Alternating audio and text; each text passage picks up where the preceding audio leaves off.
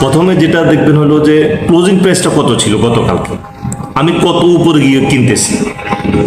গতকালকে ছিল 20 টাকা, আমি 20 টাকা 10 পয়সা কিনি, 19 টাকা 80 পয়সায় কিনি, 20 টাকা 20 পয়সায় কিনি, তা তো এটা মানানসই। কিন্তু আপনি আপনি বলা নাই কোয়া নাই, হুট করে আপনি 5%, 7%, 10% এভাবে আপনি শেয়ার কিনতেছেন। এরপরে বললেন যে ইনফরমেশন দিয়েছে তার দোষ, আসলে দোষ হলো আপনার। প্রথমে দেখতে হবে যে ক্লোজিং প্রাইস কত ছিল, ক্লোজিং প্রাইসের উপর বেসিস করে তারপর আপনি বাই করতে যাবেন, আদারওয়াইজ বাই করবেন না। যদি না হয় আপনি বাই করবেন না। আপনার যদি রেট যদি অনেক বেড়ে যায় আপনি বাই করবেন কেন? কারণ একটা শেয়ারে কত পার্সেন্ট লাভ হয় তাকে এটা হিসেব করতে হবে। একটা শেয়ার আপনি যদি 3 মাস শেয়ার একটা হাতে রাখেন, কোনো সময় 3 মাসে হয়তো 10%, 20% বাড়তে পারে। আপনি যদি বলার সাথে সাথে যদি 10% এভাবে শেয়ার কেনেন, হ্যাঁ, সেক্ষেত্রে আপনার প্রফিট আসবে কোথা থেকে?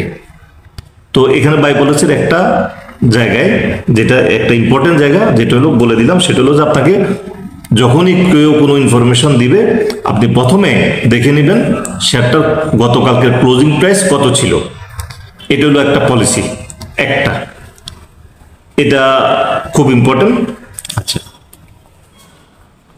ইনভেস্টমেন্ট পলিসির ভিতরে আরেকটা পলিসি আছিল, কোনো সময় ইনভেস্টমেন্ট না করাও একটা বড় ইনভেস্টমেন্ট।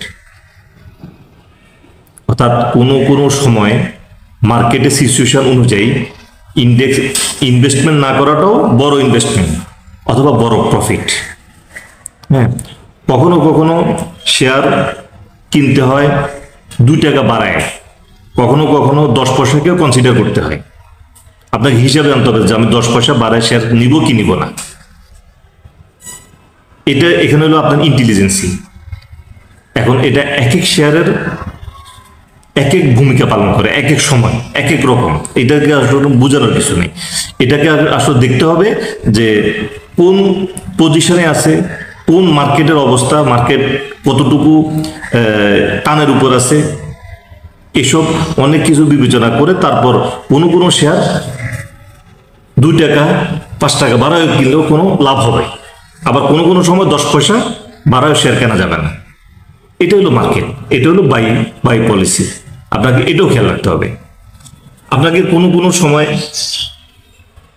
শেয়ার লসও সেল করতে হয়, এটাও আপনার একটা পলিসি আপনার ইকুইটি বাজারে রাখার জন্য। কোনো সময়, সব সময় না, কোনো সময় শেয়ার কিনলেই যে লাভ হবে তা না। শেয়ার, এই মার্কেট হলো আপনার, মার্কেটে লাভও থাকবে লসও থাকবে।